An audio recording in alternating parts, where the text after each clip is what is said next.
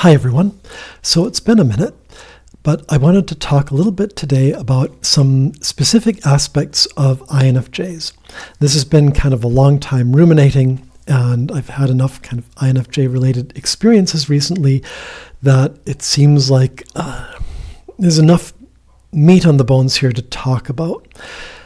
I won't give my overall impressions of INFJs. They have the potential to be truly magical people. They are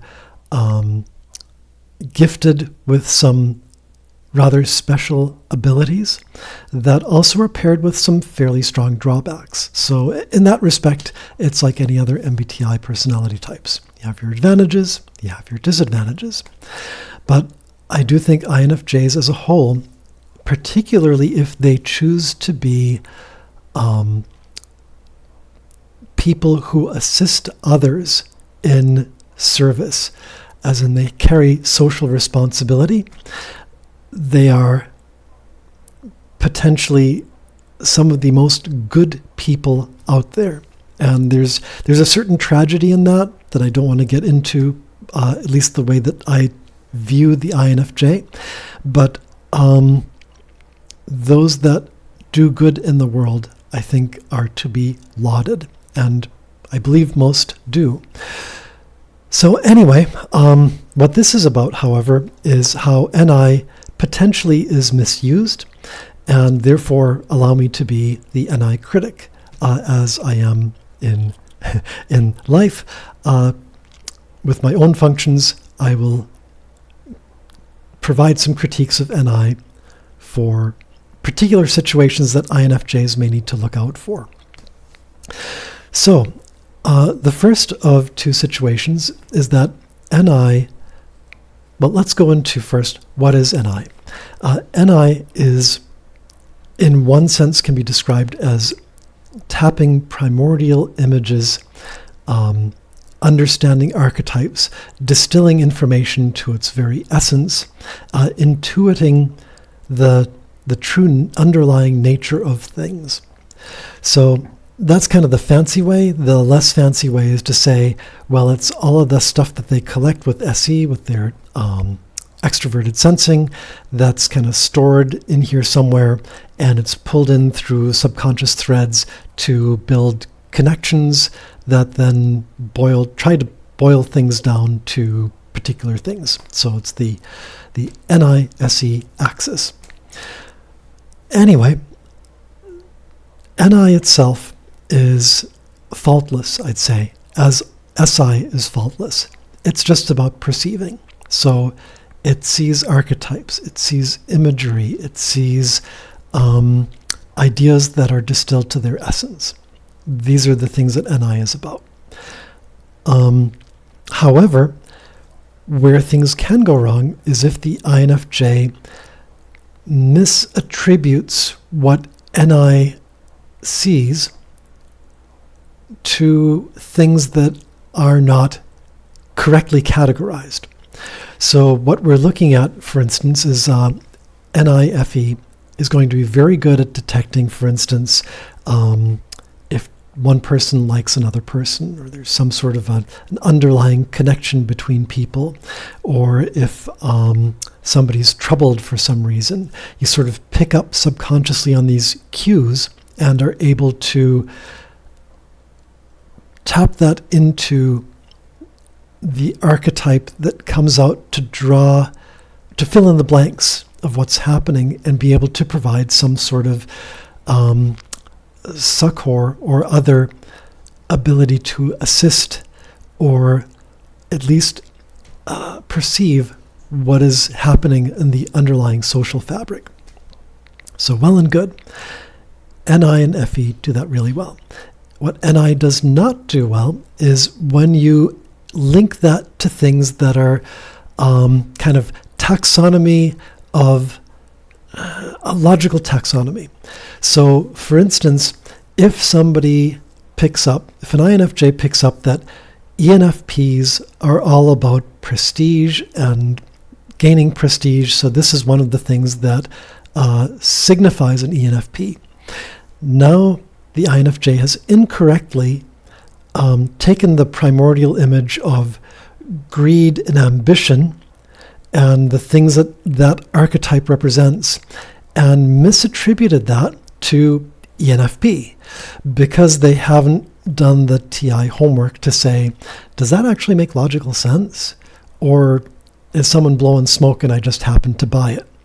So this is where INFJs really do fall astray if they overplay their NIFE perceiving and social abilities to try and say, okay, because I know this primordial intuition stuff, I can therefore know everything there is to know about MBTI things. It would be like saying, I know intuitively how to fix cars because I have NI. It's like, no, NI gives you these visions and distills things. It doesn't give you the ability then to use that in the real world for drawing logical conclusions.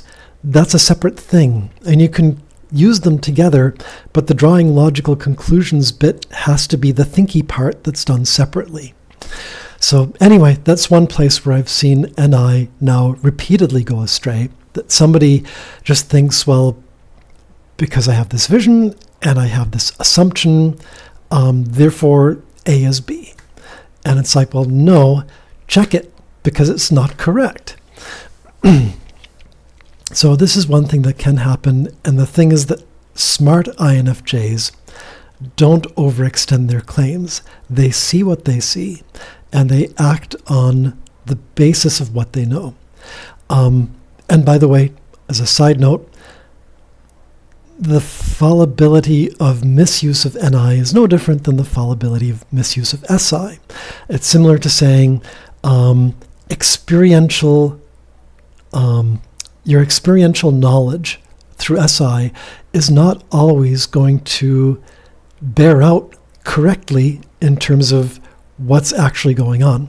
You're inferring based on past experience through SI, but your SI may not understand that this experience is different. You just see it as, well, of course, I've seen ENFPs in the past, and they've been ambitious, therefore all ENFPs are always ambitious. And it's like, well, no, your sample is not correct, and you need to use your thinking function, or you need to use a judging function to understand that this is not necessarily a correct conclusion to draw based on what you know. Okay, the other thing that I've seen and I go kind of pear-shaped and weird about, at least when linked to other functions, is that it usually means that SI experiential materials, including kind of looking back at stuff, gets sidelined in favor of NI. So I've gotten into this situation where NI sees something a particular way, and you have to explain to the INFJ, no, I know you think it's this way, but it's actually not, and here's why. And the INFJ says, okay, that makes sense. And then next week, they come back and say, well, why are you doing this? This is wrong. And it's like, no, we've gone through this. You explain it, the same thing again. And they say, okay, right. And then the next week, you're, guess what? Back at the same thing again, because there's just something about the lack of SI and the trust of NI that ends up going in circles. And it's like NI sees things a particular way, and it just can't be dissuaded from it. By the way, after having gone through the same thing 3 times with the INFJ, he ended up letting his NI take priority and was like, well, don't do this thing. It just could not get to a comfort level, even though at a logical level, it was understood that what I was proposing was the correct thing to propose. Just couldn't work with the proper logic when NI was saying this is a dangerous or incorrect path to take. So that's a thing. But anyway, I think I should probably end it here. I would say again, I have great respect for INFJs. The criticisms that I level at NI are not at NI itself, actually. It's about when INFJs don't do the appropriate vetting of the logic of the things that they are interpreting with NI to apply in the real world.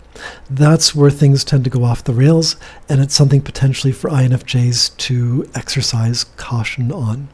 Otherwise, great respect. INFJs out there, as I've said, they're magical people. They're capable of doing some pretty special things. So it's just meant to see if I can bring something up that can potentially be a way of thinking about the world that's helpful. Bye for now.